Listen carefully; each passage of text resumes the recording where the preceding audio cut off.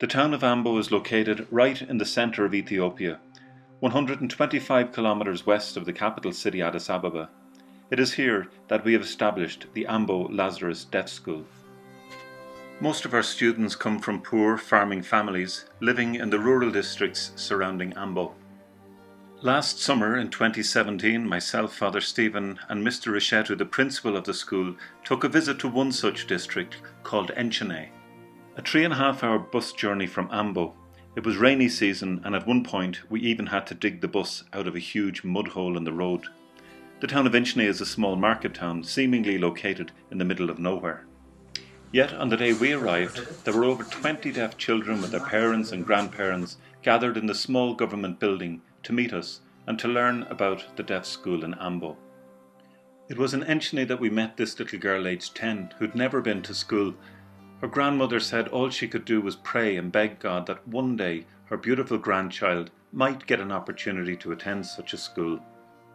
Feeling a little overwhelmed by all we saw and heard, we made a promise that if any of the parents had relations living in the town of Ambo willing to host their deaf child, we would try to find a sponsor to cover the cost of their accommodation and their education.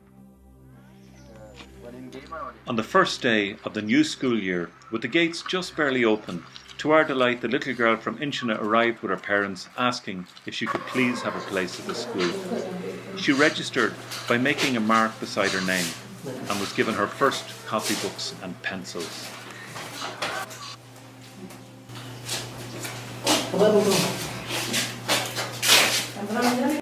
She was then introduced to our students in grade 3.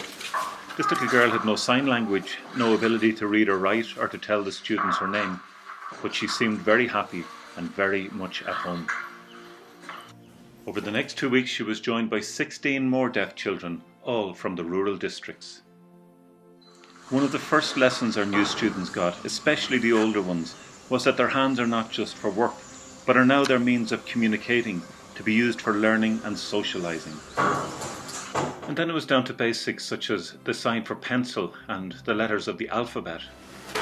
We were really proud of our older students who took the initiative of helping the new students learn how to get their hands around forming new letters and signs.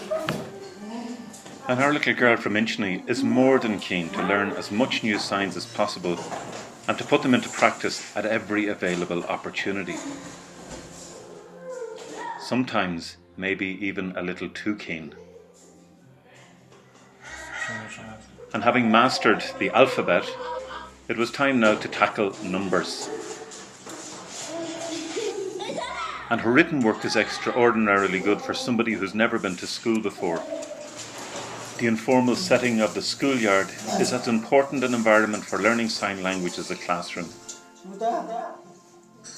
She has also shown that her hands are very creative and she's developed a great talent for local craft work. And this was her first introduction to computers and information technology. So how does she like the school? Apparently she loves it. When we first met this little girl in Enchene, her grandmother said, "I can only pray that my granddaughter has an opportunity to attend such a school." Well, it's probably fair to say her prayers have been answered. So who is this amazing little girl? My name is Lensa.